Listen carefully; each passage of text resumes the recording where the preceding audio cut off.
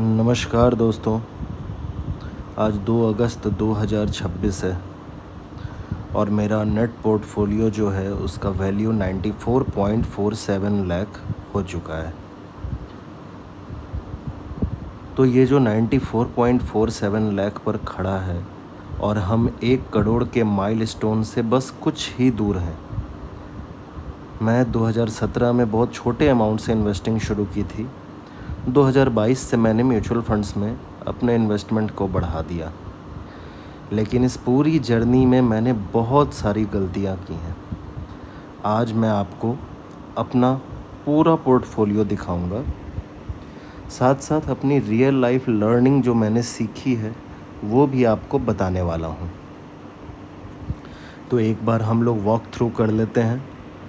ये आप देख सकते हैं, दिखा रहा है प्रोजेक्टेड नेटवर्थ बाई 2036। अगर आज से मैं छोड़ भी दूं तो 3 करोड़ पहुंच जाएगा 2036 में। अभी हम लोग देख लेते हैं टोटल नेटवर्थ कितना था, 94.47। उसमें इंडियन इक्विटी जो है वो 81,50,302 है। लिक्विड फंड 3,72,900 रुपया है। गोल्ड 3,36,000। रिटायरमेंट जो मैंने पीपीएफ के रूप में निवेश कर रखा है और अब करना शुरू किया हूँ वो 3 लाख के आसपास कर दिया है मैंने। डेट फंड में लगभग 2 लाख रुपए होने जा रहे हैं। सिल्वर एक्चुअली ये ठीक से कैप्चर और फेच नहीं कर पा रहा है, ये 1.5-2 लाख के आसपास है। और ग्लोबल इक्विटी में म्यूचुअल फंड के थ्रू कर रहा था और वो अब बंद हो चुका है। ये खुद देखिए स्मार्ट टिप्स में दिखा भी रहा है, your portfolio lacks exposure to international equities having only 0.14%। अभी मार्केट कैप का एलोकेशन हम लोग देख लेते हैं। हमारा जो मार्केट कैप है वो स्मॉल कैप में 33.93%, मिड कैप में 29.07% और लार्ज कैप में 27.97% है। स्मॉल कैप में देखिए लास्ट 6 महीने में 1.13% का टोटल जो भी मैंने इन्वेस्टमेंट किया है उससे इसको बढ़ाया है। मिड कैप को थोड़ा सा घटा दिया है और लार्ज कैप को मैंने बढ़ाया है। ये अभी करंट जो स्मॉल कैप की रैली मुझे लग रहा है शुरू हो चुकी है, उसका फ़ायदा उठाने के लिए अभी मैं फ्लेक्सी कैप और लार्ज कैप फंड्स में ज़्यादा ख़रीद रहा हूँ, क्योंकि अब मुझे पोर्टफोलियो में थोड़ी स्टेबिलिटी चाहिए। फ्रेंड्स, अब एक एक करके देख लेते हैं। इंडियन इक्विटी को अगर हम लोग खोलेंगे तो ये म्यूचुअल फंड में लगभग 70 लाख और आईएनडी स्टॉक्स मतलब कि जो टोटल इक्विटी और ईटीएफ है उसमें 12-13 लाख के आसपास है।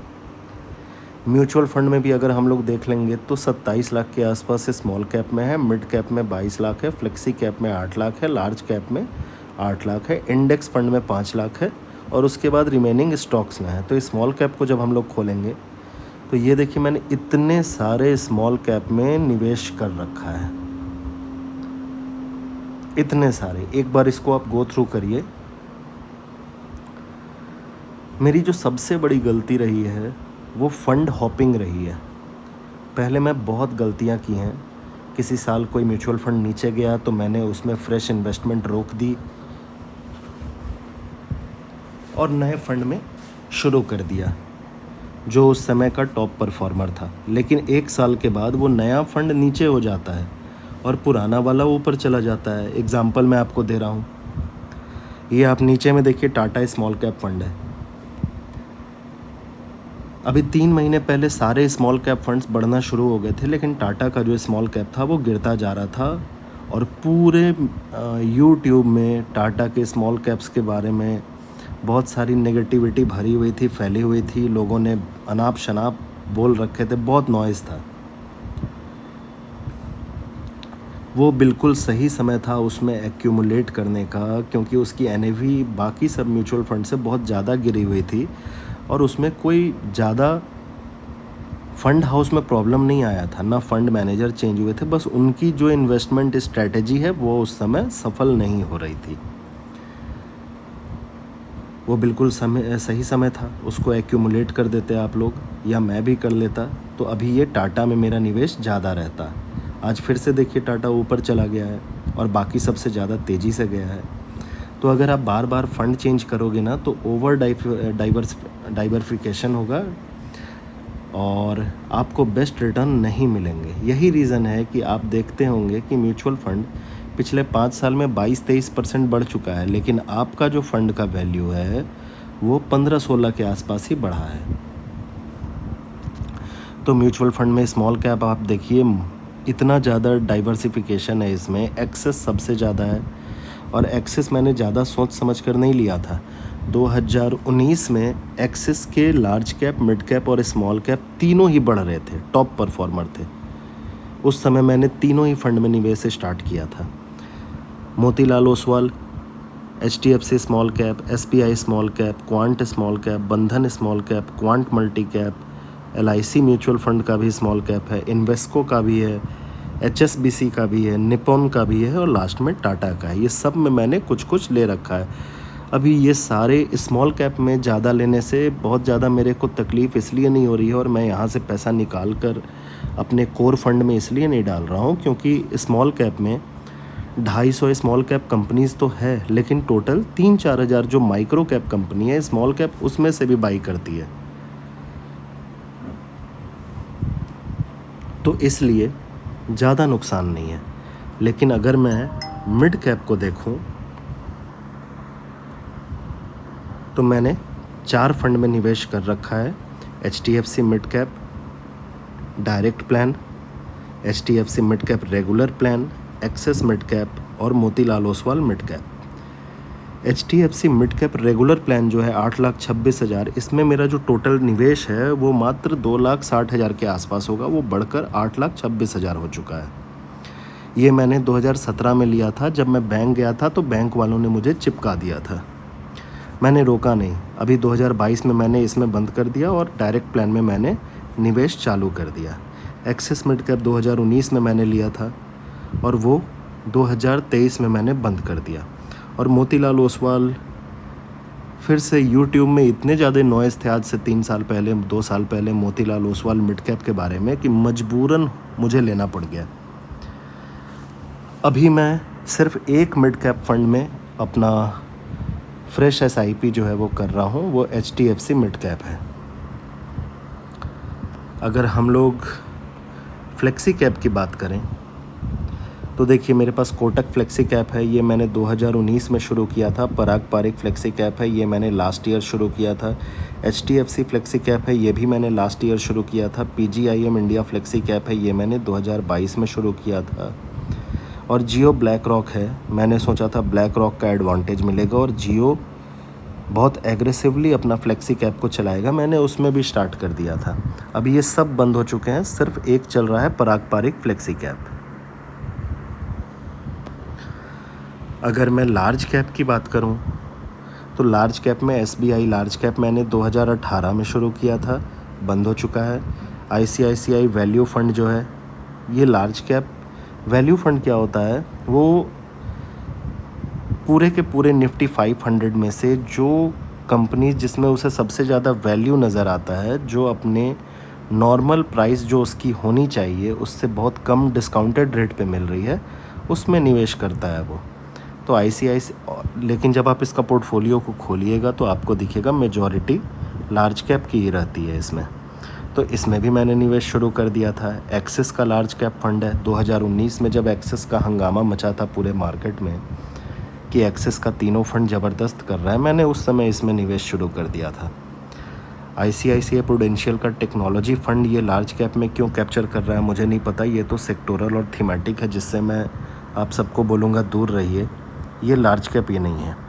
और पराग पारिक लार्ज कैप फंड है जो अभी मेरा बंद हो चुका है। मैंने वो जो स्टार्टिंग में 10 रुपये पे खुलता है अपना NPO, उसको सब्सक्राइब कर लिया था। तो ये मेरा NFO, उसको मैंने सब्सक्राइब कर लिया था। तो ये वो है। इसके अलावा लिक्विड फ़ंड की बात करें तो म्यूचुअल फ़ंड में ही सारा का सारा लिक्विड फ़ंड है। Motilal Oswal arbitrage fund. Arbitrage fund मैं क्यों ले रहा हूँ, ये मैंने शुरू से इसको अपने पूरे पोर्टफोलियो में इम्प्लीमेंट किया है बाय द डिप करने के लिए। मार्केट जब गिरता है तो 1-2 दिन के लिए नहीं गिरता है, 1-2 सप्ताह के लिए नहीं गिरता है।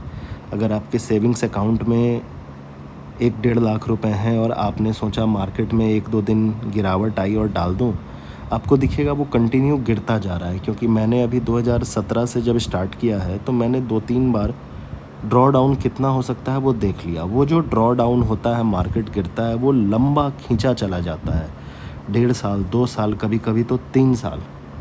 तो उस समय आपके पास शेयर मार्केट में क्या है कि ये युद्ध है।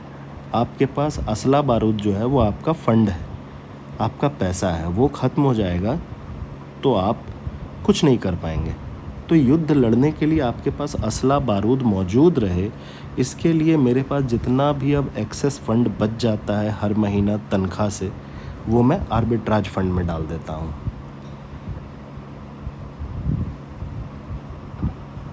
इसका बेस्ट तरीका भी मैं आपको बता दूँ। बेस्ट तरीका ये है कि आपका जो रेगुलर म्यूचुअल फंड चल रहा है उसको आप चलने दीजिए, वो बिना रुके चलता रहे। SIP अमाउंट का जो भी आपने सिलेक्शन कर रखा है वो ऐसा रखिए कि वो कटता रहे, आपको दिक्कत ना आए और उसको आपको चेंज ना करना पड़े। मान लीजिए किसी की 50,000 सैलरी है और उसमें से वो 15,000 का निवेश कर रहा है। अब वो कभी 15 कर दिया, कभी 12 कर दिया, कभी 10 कर दिया, कभी SIP पॉज कर दिया, ये नहीं करना चाहिए। हाँ, अगर आपने 15,000 का SIP चलाया है तो 3,000 रुपये ज़रूर आपको लिक्विड फंड में डालना चाहिए।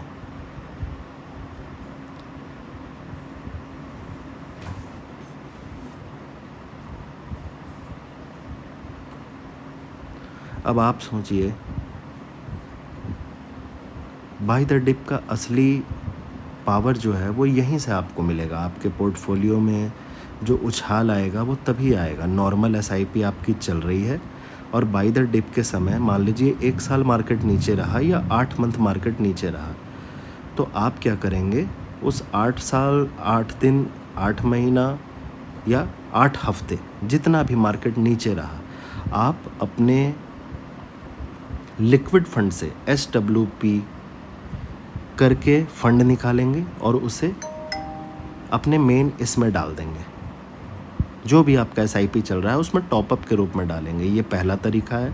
दूसरा तरीका क्या है, आप STP करेंगे, सिस्टमेटिक ट्रांसफ़र प्लान, और उससे क्या होगा, सिस्टमेटिकली आप ट्रांसफ़र करते जाएंगे।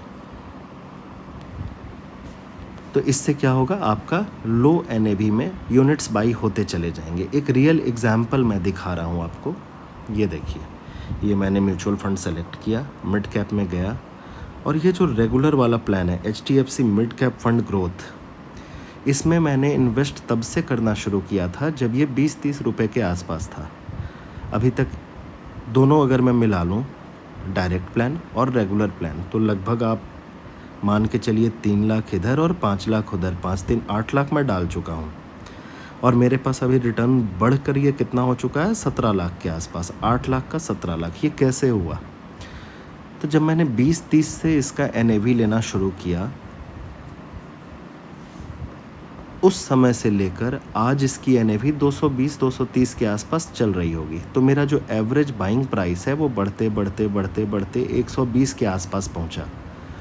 अब आप सोचिए, जब कल को इसका NAV 1,000 के आसपास पहुंचेगा और मेरा टोटल इन्वेस्टमेंट जो है इस एक फ़ंड में 25 लाख के आसपास अगर रहेगा, तब भी मेरा एवरेज NAV सिर्फ 400 के आसपास ही रहेगा या 300 साढ़े 300 के आसपास रहेगा। मतलब मैंने 25 लाख रुपए का निवेश कर दिया 300 रुपए पे, जिसकी करंट वैल्यू हो जाएगी 1,000, 1100, 1200। इसी को बोलते हैं कंपाउंडिंग का असली मैजिक। ये आपको किसी वीडियो में कोई नहीं समझा पाएगा।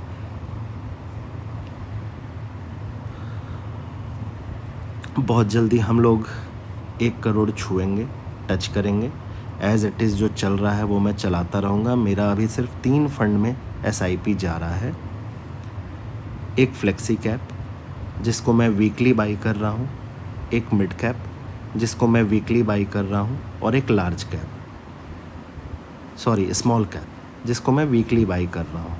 और ये 6,000 रुपये मैं वीकली बाई कर रहा हूँ तीनों फंड में, सिर्फ 3 फंड, बिल्कुल 3 फंड, चौथा फंड कोई नहीं है मेरे पास। जब इस तीनों फंड में मैं देखूँगा कि मार्केट बहुत ज़्यादा बढ़ चुका है, तब मैं क्या करूँगा, जैसे 2024 का समय था, तब मैं क्या करूँगा, उस समय मैं ये डेट फंड आपको दिख रहा है मेरे पास जो पड़ा हुआ है इतने सारे, ये ICICI prudential multi asset fund और Nippon India multi asset fund, इन दोनों में मैं अपने इक्विटीज़ से पैसा निकाल कर यहाँ डालूँगा। तो मैं आप लोगों को ये सलाह दूंगा, अगर कोई एक स्मॉल कैप एक मिड कैप चला रहा है तो या तो एक फ्लेक्सी कैप चलाए या उतने ही अमाउंट का एक मल्टी एसेट फंड चलाए, मल्टी कैप नहीं, मल्टी एसेट फंड। उससे क्या होगा कि मल्टी एसेट फंड क्या होता है, आपके कॉर्पस को जब मार्केट नीचे जाएगा तो वो बहुत ज़्यादा गिरने नहीं देता है, क्योंकि उसमें इक्विटी भी होती है, डेट भी होता है, गोल्ड भी होता है, रेट भी होता है, वो हर जगह पे निवेश करता है। Even Nippon India multi asset में तो फॉरेन इक्विटीज़ भी है। तो उस समय वो आपके पूरे के पूरे पोर्टफोलियो को प्रोटेक्शन देगा। और ये सब हम लोग जो ले रहे हैं कभी ना कभी इसको रोकेंगे ही, ये हमेशा के लिए तो नहीं रहेगा। तो जब हम रोकेंगे और उस समय आपको फ़ंड की ज़रूरत हो, तो हम लोग क्या सोचते हैं, रिटायरमेंट लेंगे, यहाँ से SWP के थ्रू पैसा निकालेंगे और उसे यूज़ करेंगे। लेकिन अगर आपको इस यूज़ करने के लिए पैसा निकालना हो, आपका flexi cap, small cap, mid cap, ये तीनों तो एक ही एसेट क्लास है इक्विटी के, तो जब मार्केट गिरेगा तो ये तीनों का तीनों एक साथ ही नीचे गिर जाएगा। तो नॉर्मली मान लीजिए आपका खर्च महीने का 50,000 रुपये है, आप 50,000 रुपये के लिए अगर 5,000 यूनिट बेचेंगे उस समय, या बेच रहे होंगे, तो जब मार्केट गिर जाएगा तो आपको 7,000 या 8,000 यूनिट बेचने पड़ जाएंगे। उस समय आप अपने मल्टी एसेट फंड से, जब मार्केट गिरा हुआ होगा, आप अपने ना फ्लेक्सी को छुएंगे ना लार्ज को छुएंगे, आप मल्टी एसेट फंड से उस समय पैसा निकाल कर यूज़ कर सकते हैं। मैं इसे अपने पोर्टफोलियो में इसके लिए रख रहा हूँ। और ये जो गोल्ड और सिल्वर का निवेश आपको दिख रहा है, ये भी सिर्फ़ और सिर्फ इसीलिए है कि जब मार्केट लंबा गिरेगा 2, 3, 4 साल के लिए, उस समय मैं यहाँ से पैसा निकाल कर अपने नॉर्मल SIP को हर वीक में टॉपअप करता जाऊँगा। तो दोस्तों ये जर्नी ऐसे ही चालू रहेगी, बहुत जल्द हम लोग 1 CR छुएंगे। आप सबको बहुत बहुत धन्यवाद इस पूरी जर्नी में। अभी तो मुझे YouTube में अकाउंट बनाए 1 साल ही हुआ है, आप लोग मेरे साथ बने हुए हैं और आगे भी ऐसे ही सपोर्ट दीजिएगा। और मैं जब भी जो भी लूँगा आपको इसी तरह से बिल्कुल ट्रांसपेरेंसी के साथ बताता जाऊँगा। एक फ़ाइनल मैसेज मैं आप लोगों को बिल्कुल दे देना चाहता हूँ, नए निवेशक जो होंगे या YouTube पे पॉडकास्ट देखते होंगे बहुत लोगों का, और सुनकर हमेशा कुछ ना कुछ कर देना चाहते होंगे कि मैं आज फ़ंड में ये कर देता हूँ, वो कर देता हूँ, उनको मेरी सिर्फ एक सलाह है, अगर आपने किसी फ़ंड में SIP शुरू कर दिया तो बिना वजह का पोर्टफोलियो के साथ छेड़छाड़ मत करिए। अगर आपने 10,000 का SIP शुरू किया है, आप उसे चलने दीजिए, 2 साल, 3 साल, 5 साल, 8 साल चलने दीजिए। अगर वो बहुत ख़राब परफॉर्म कर रहा है, आपको न्यूज़ सुन रहे हैं आप, इतना ज़्यादा नॉइज़ है अभी YouTube में कि कोई ना कोई किसी न किसी फ़ंड के बारे में पेड प्रमोशन करे या नॉर्मली उसका पोर्टफोलियो, जैसे अभी इस पूरे वीडियो में मैंने HDFC की बहुत बड़ाई कर दी है। अब ऐसा नहीं कि आप उस फ़ंड को लेने लग जाइएगा। तो उस समय जब दूसरे फ़ंड की आप बहुत बड़ाई सुन रहे हैं, आप अपना म्यूचुअल फ़ंड बंद करके या चेंज करके दूसरे को स्टार्ट नहीं कर दीजिएगा। हाँ, तब ज़रूर चेक करिएगा जब आपका फ़ंड किसी खास फंडामेंटल रीज़न की वजह से गिर रहा हो, ना कि टेम्पररी जो मार्केट मूवमेंट आता है उसकी वजह से। मैंने 2 एग्ज़ाम्पल दिए हैं, टाटा वाला एग्ज़ाम्पल इसीलिए था, टेम्पररी मार्केट रीज़न की वजह से वो फ़ंड गिर रहा था, लेकिन YouTube ने इतना ज़्यादा हल्ला किया कि लगा कि टाटा ही बंद हो जाएगा और वो फ़ंड हाउस बिल्कुल बिक गया है, बर्बाद हो गया है, बहुत गंदा स्टॉक सेलेक्ट कर रहा है, इसलिए टाटा गिर रहा है। अभी टाटा वापस से ऊपर है। तो बहुत ज़्यादा नॉइज़ से दूर रहिए, बिल्कुल शांति से अपना फोकस अपने जॉब में करिए। आपका मेन पर्पज़ ये होना चाहिए कि मैं ज़्यादा से ज़्यादा पैसा कमाऊँ, ताकि ज़्यादा से ज़्यादा निवेश करने के लिए मेरे पास पैसा बचे। मिलते हैं दोस्तों अगले वीक। इस पूरे 1 सप्ताह में जो भी मूवमेंट होगा उसका जिक्र अगले वीक के वीडियो में होगा। और उस समय मैं दिखाऊंगा कि ये जो नेट वर्थ मेरा दिख रहा है ये कितना बढ़ा 1 वीक में। दोस्तों बहुत बहुत धन्यवाद, मिलते हैं अगले सप्ताह।